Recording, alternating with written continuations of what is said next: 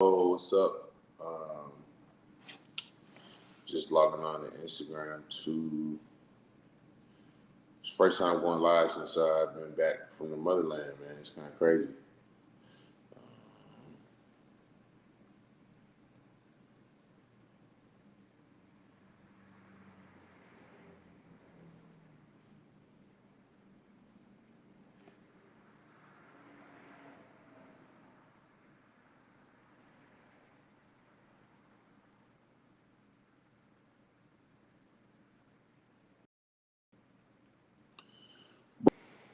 Um, yeah, what's up? Think we should be good to go here. Uh, Up at the shop, getting ready for this installation tomorrow. Tomorrow's my birthday.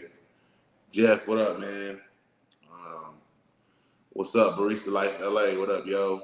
Family, Maxi the Barista LA, Tristele, what's up, fam?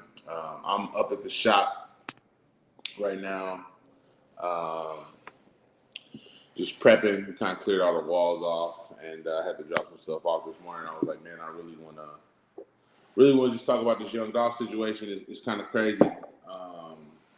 So if you're not aware, we on the pier over this morning, gearing up, brewing up anaerobic and washed Ethiopian blend. My wife just did yesterday. Good morning. Hope y'all had y'all coffee and all that. But yeah, we're yesterday. So if you're not aware, I'm from Memphis. I live in Memphis. I love Memphis. And yesterday, young Dolph, who's a very well-known rapper here in the city, got killed. They're still trying to figure out exactly how many bullets there were. Like, it's different numbers, all the way from 50 to 200 is what I heard. Um, so it's just one of them joints where, man, we're thinking about it, and it's just crazy. Like that. That's literally the shop where our coffee company, Coffee Black, gets its cookies from. So like Makita's Cookies is when I was a coffee nerd, kind of getting into these shops, I was like, yo, why don't more shops carry cookies from or pastries from black-owned businesses? Like we have this whole culture of like, sweet potato pies, butter cookies. Those are all kind of like traditionally cultural African American foods. And I don't know, man. Like, so we got our cookies from there. So literally, like, my grandma stays right over there, my wife's mother and her grandma. And I taught at the only public school in that neighborhood for like 5 years. Ran a hip hop club there. Good morning to the people on Facebook too. Yeah, and it's crazy to think that like in Memphis, my man Benjamin said this. In Memphis, like Dolph had like a low key, it was kind of like a Nipsey reputation for like him doing things for the community and being involved in people's lives and trying to help the hood out and help the kids out. One of my friends, Jeff, like he remembers he came and he like, man, Jeff is a pastor. Like Dolph did this event with him and like let my man share the gospel and was just like really really dope with like really letting him talk real stuff to the kids. And I don't know, man. Like I remember I saw a documentary on YouTube about Dolph. If you're not familiar, Dolph is a rapper from Memphis. He was just recently killed. And it's just one of them joints, man, where like it's so crazy because like I was telling y'all, like literally, like we get our cookies for our coffee shop, the Anti-Gentrification Coffee Club, from that spot. And I've been wanting to do that for 3 years. My wife's grandmother lives over there. Her mom lives over there. We're over there all the time.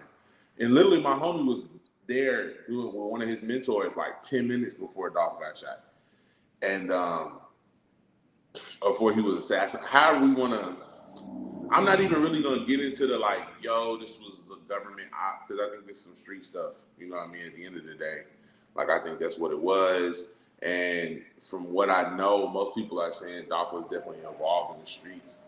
And I'm not a street dude, so I can't speak to street elements. But what I can say is, man, like, I know the family at Makita's, like we really support them. Their daughter used to come and like mentor some of the kids and talk about black business. And I know Dolph was there supporting that business. Like he's a longtime supporter of that black business. And as a black business owner, like it's a weird feeling to think like, like, cause okay, so if we're being honest, most black people who have businesses, we have a business because we're trying to create a change. Like most black people, if you're a black-owned business, a lot of our businesses are not just to make money. Like if we were just going to make money, we wouldn't have like cookie shops or coffee shops where we give away a bunch of money, or like stuff where we have negotiable prices, or things where we just give stuff away to the school. Like we're doing this stuff because we want to create a change in our communities, and we think business can bring money, which affects poverty. And poverty is one of the biggest issues that our community faces. So it's crazy to think, like, as a business owner, like, it's a weird feeling. Like, I interact at our shop all the time with like people who are street affiliated, like people who are and whatever. We don't discriminate. You know, I don't call the police on folks. Like, we don't do that. Like, we try to resolve the issue in house in the community. Uh, and I think it's an interesting contrast. It just leaves to kind of sum that thought up. It kind of leaves us feeling like, yo, what do we do? Like, it puts a lot. I know I've seen a lot of people post like, yo, we got to leave Memphis. A lot of people who like are working really hard to help the city, and a lot of people who want to do good, who do good, are like, man, if I really do good here, like anything can happen and people can shoot up my business. Not even because they don't like me, because they're trying to attack somebody else who I'm just trying to do business with. And they can use my, you know what I mean? Like, there's all these stuff going around, and I'm like, man, it's crazy because like we just got back from Africa, y'all. Like, it hadn't even been 2 weeks since we've been back from Africa. And being back from Africa, I remember one of the things that our videographer and photographer Michael Grant said. He was like, yo, I bet you if you brought like the hoodest, streetest dude out here. Like, I hadn't really talked publicly about how my experience was, but just to sum it up, we're gonna talk about it tomorrow, Friday. We're doing this art installation. But just to sum it up, man, it was the most unconditional love I ever felt outside of my wife and outside of God. Like, it was crazy how loved and how accepted and how embraced we were. And like right now at this point in talking about Africa, I got the it was crazy 2 second answer, and then I got the 4 hour I'm telling you about 2 weeks. You know what I mean? The whole experience. But I think for me, one of the things that stood out when I was thinking about it was like that statement that Mike made. Like, it was like, man, you bring the hoodest dude, the streetest dude out here, and this dude will go through metamorphosis, because we went through metamorphosis. I went through a metamorphosis just being out there, and I was already trying to, you know, we was already like teaching the youth, and you know, but like just being out there, it taught me so much about what it means to be black and what we're missing in America, or what America has tried to take away from us and what we fought to hold on to. And like that experience, I'm like, yo, like it's a whole, I don't even know how to describe this, y'all. It's like, I ain't seen nobody poor when I was over there. You feel me? Like, Samaya, what up, sis? This one of my sis from Rwanda. We were supposed to meet up with her, but we didn't have time. We got a bunch of stuff delayed. But Samaya, just to kind of catch you up, Geese, what up? To catch you up, anybody else who joined, Young Dolphs, who's a pretty prominent rapper from South Memphis, where my dad grew up, just got killed. The reports are kind of back and forth. There's between 50 to 200 shots let out. It looks like it might have been a setup. And then he was killed outside of a black-owned business, a shop called Makita's Cookies, where we carry cookies for our coffee shop from. I taught in that neighborhood for like 5 years, the only public school there. My wife's mom lives over there. Her grandma lives over there. We're over there all the time. So it's really sad. And it just made me think about what's one of the things our videographer said in Africa, which is that if you bring the hoodest, the streetest dude out to Africa, like out when we were in Gucci, the love, I never felt that much unconditional love from people outside of my wife and God. And it's like, if you be, yo, Luke, what up, bro? It was like, speaking of Sherwood, you know what I mean? Like, this happened right next to Sherwood, bro. Like, I used to go to Makita's all the time. I used to get Makita's for kids at our parent-teacher meetings. Like, it's like, if you bring the, but so what we were saying was, if you bring the hoodest, the streetest dude out to Africa, at least the experience we had in Ethiopia, like, it totally disarms you. Like, I'm not a street dude, but I grew up in the hood, and you got hood instincts, right? Where you don't trust people, where, you know what I mean? You're always trying to make sure you got a way out, like you're prepared to fight. And like, all of that stuff wasn't necessary in Africa. Like I was constantly aware, even in situations where like just little stuff, like the police. The police would pull us over, and they just would do whatever they had to do and move on. Like there was no antagonism, there was no you're a suspect, there was no because everybody's black. So me being black has nothing to do. If anything, me looking like a rapper has more to do with a question somebody might have for me. But like all these things that I had subconsciously picked up being in America, I was able to let those guards down. And like I said, I don't even have a lot of guards. I didn't even know I had guards. Like, but I was like, it was tons of hood instincts that I realized are not necessary. Like, it's like a lot of distrust, and people were so genuinely loving. It was like, man, this is like, it was transformational for me, and it changed how I thought about how I treat black people. And if I'm being honest, I feel like I treat black people well. Like, I make that a priority in my life. It's a part of my faith. Kenny, what up, bro? But I was like, yo, I realized it was a lot of love and a lot of love to be shown that I was holding back because of fear and trauma from like growing up in the hood and growing up in America and growing up racialized. And like it just makes me think like, what if Dolph? I don't even know. Maybe Dolph did go to the motherland, but it just made me wonder like, what if he hadn't? What if he had? And what if the dudes who shot him had a chance to go back home and to see what it looks like to have a different kind of black experience, one that's not based on shared trauma. You know what I mean? Um, like it just makes me think about, man, yeah, thanks, bro. It makes me think about like, what up, Renata? It's my baby right there. What up, girl? I'm just at the shop. I just dropped the stuff off. I'm just thinking like, what if Dolph had a chance to go back home, like home, not just South Memphis. Like I love Memphis, you know what I mean? But like, what if so many of us hey, appreciate you, family. We appreciate you too. Yo, it's another black-owned business. Shout out. I think it's a black-owned business, but we appreciate you, creative design. It's like, but what if we had a chance to go back home? What if the dudes who shot him had a chance to go back home? I'm not saying this is a fix all, but I think it's important. You know, like I think it's important for us to have a chance to reconnect to a version of blackness that's not based on shared trauma, because like. Man, like it was just transformational for me. That's all I can say. Thank you, DJ Chandler Bling. Shout out to DJ Chandler Bling. A-Dub, what up? We gotta do some work soon. I gotta get them horns in. But yeah, it just made me think like, man, what if we had a version of a shared black experience that wasn't built on trauma? And that's basically the gist of what we're gonna talk about tomorrow when I talk about this all black supply chain that we have established for Gucci Man, our coffee, and for just sharing about the experience and some of the pictures. It was like, yo, man, like I feel like I got so many new uncles and aunties and cousins. And then we weren't scared, like nobody was scared. And maybe that's because Ethiopia's never been colonized. I haven't been to any other country in Africa, so I can't speak to that.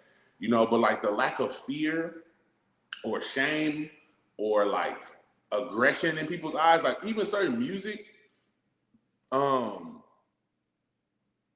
permission to be black, but like not even permission to be black, but it's like okay, so I'm it's hard to explain, right? But like I'm I love Kendrick Lamar, right? You know that new Kendrick Lamar Baby King just dropped, right? I'm going somewhere with this. So the new hey, shout out to I am JZI Creative Design. They are a black owned business.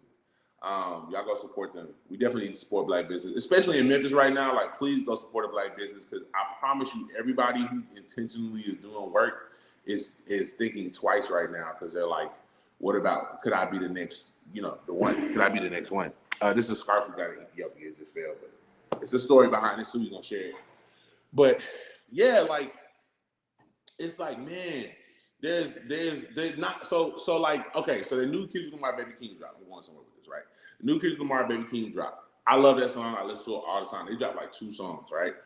I was trying to, like, certain songs just don't make sense in Africa. Like certain parts of hip hop that I grew up, at least for me, growing up with Southern hip hop in the 3 6 Mafia context, and like I'm a Christian. Like I follow Yeshua, I follow the way of the Most High, but I still love music. I love our culture, so I listen to our culture's music. And like certain parts just didn't make sense, and it wasn't just for me. Like people, like me and our videographer was both saying the same thing. Like certain songs, just playing them out loud in Africa, it felt weird. Like certain types of energy just didn't.